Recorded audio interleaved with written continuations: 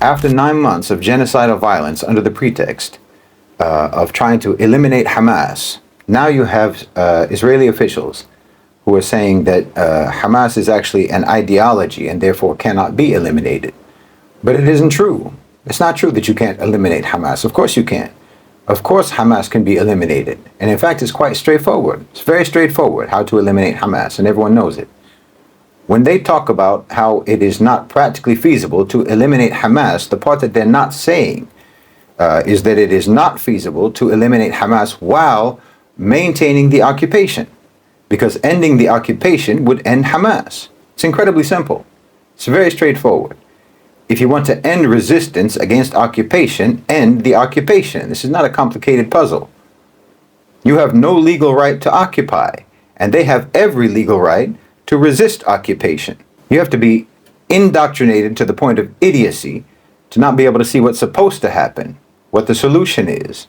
That's the same goes for Hezbollah, the same goes for the Houthi strikes in the Red Sea. You are literally threatening and you're literally fighting illegally against those who are fighting legally. And if you want those who are fighting legally to stop fighting, well, then it's exactly the same as wanting the police to not come after you. Stop committing crimes.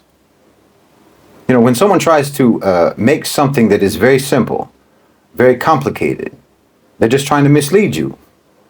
And the same goes in the opposite side. There are some things that are complicated, and if someone tries to make them seem simple, then they're also trying to mislead you. In both instances, they're being dishonest.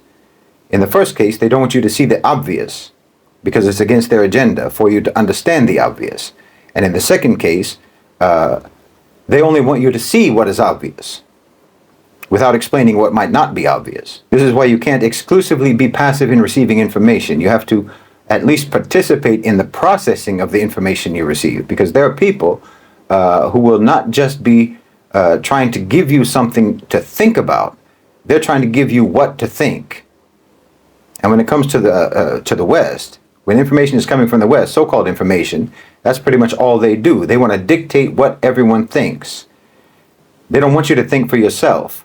Because if you do think for yourself, 9 times out of 10, your conclusions will not be the ones that they want you to have. So like in the case of Gaza and in the case of Hamas, they simply cannot be honest. And they're having a very hard time getting the lies to be believed anymore. So they have to reframe, and they have to confuse, and they have to obfuscate, and they have to misdirect. And so you have to understand. You have to use your own intelligence to decipher what they're really saying. And when they say, for example, that Hamas cannot be eliminated, what they mean is, we're not going to give up occupation and genocide. That's what they're really saying. So you can also understand, for instance, why nonviolent student protesters are labeled as Hamas supporters, because resistance and opposition to occupation makes you Hamas in their framing. Because they have to frame it in a way that makes their crimes moral and that makes morality criminal.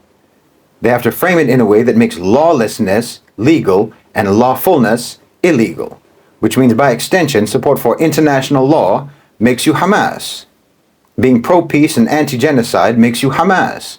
If you uphold the rule of law, then you're Hamas. And basically the only way to not be Hamas is to be a war criminal who supports genocide. And this is the enlightened West. You know, it's no wonder that they have the highest rate of mental and psychological disorders on earth, because that society is absolutely sadistic towards the mental health of their own people, towards the collective cognition of their own people. You have the villain role in the story of the world, but you see yourself as the hero. You know, a real hero does what is justified, while what you do is justify whatever you want to do. And this contradiction is making everyone in your society sick. I mean, in the richest country on earth, you can't find a person who doesn't believe and who doesn't feel that they're suffering from some sort of trauma. And I believe they are traumatized. How could they not be traumatized? But it's not because of some childhood bully or some toxic relationship or what have you. No. They want you to misidentify the source of your trauma as being one of these very mundane, you know, common unpleasantries of life that everyone deals with, so that you won't actually identify the fact that you are traumatized by your whole so-called civilization. That's what's toxic. Your so-called civilization is toxic. You know, You're gaslit, you're lied to, you're misled, you're miseducated, indoctrinated, and intellectually subjugated with shameless and relentless ferocity, morning, noon, and night. Sickness is health. Health is sickness. Conformity is freedom. Oligarchy is democracy. Despotism is justice. On and on. Your moral compass is a pinwheel where true north is Netflix and chill.